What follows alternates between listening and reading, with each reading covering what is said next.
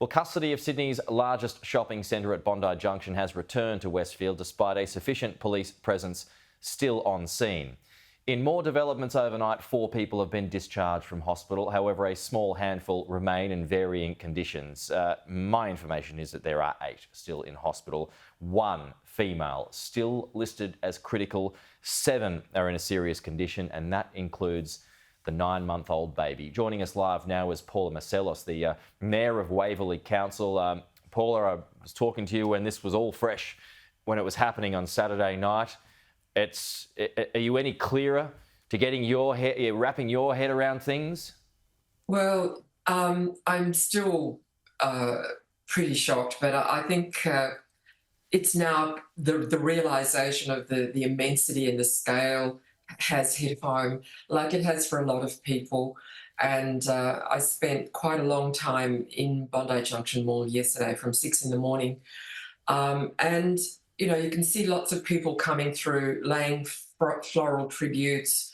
And I think what's happening now, people are moving, and myself included, from that incredible sense of disbelief at the utter senselessness of this act through to people now feeling incredible grief or anger. And you can see how everyone is coming to the mall to lay the floral tributes.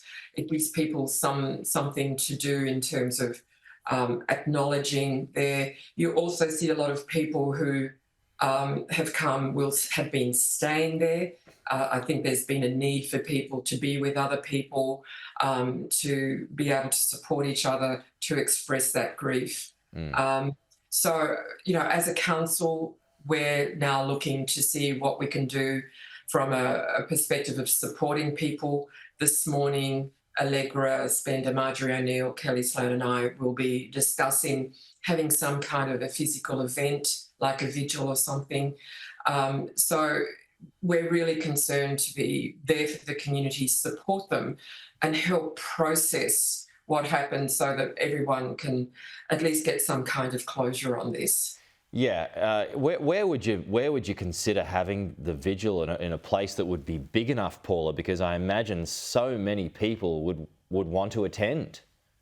Look, this is something that we're discussing this morning, and I think the important thing is for people to stay tuned on Waverley Council social media, because there's a lot of information there.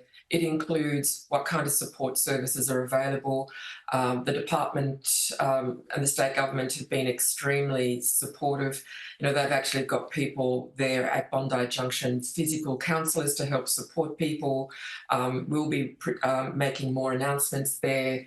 So this is something that is going to take some time for people Sure.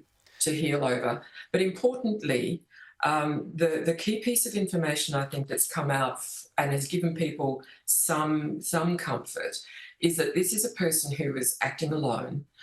He was not driven by any kind of ideology, but that he was someone who was suffering from mental health issues. And I think people really need to sort of take that on board. At least that's something. And that the threat is now over.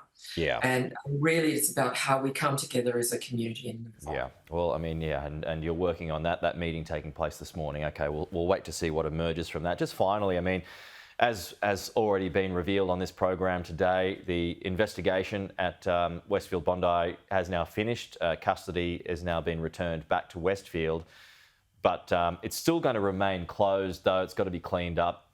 Whether staff are ready to return there, we're not sure. But given it's such an economic engine room of the area, Paula, when do you think it's right to open up again? Look, really, I think that's Westfield's call, the Centre Group's call. And we certainly are in communication with them, and we will be supporting them in their decision making as to when they think it's right. They're obviously having as a priority making sure that their own people, their own staff have had the counselling and support that they need, rightly so. Particularly as one of their security guards lost his life, and that there's another security guard who's actually in hospital who was injured.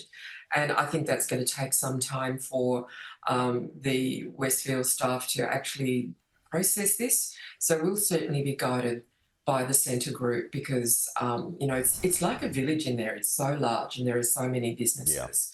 But Bondi Junction is a retail hub, and so there are lots of other businesses around. So I'm sure that there'll be a lot of people who will, and a lot of businesses that will also be thinking of that.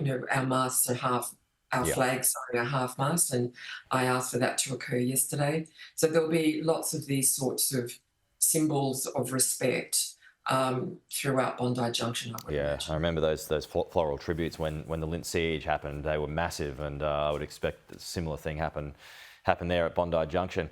Paula, really appreciate your time. Yeah, as we take those live pictures back again from where that tribute is growing by the minute. Paula, thank you so much for your time.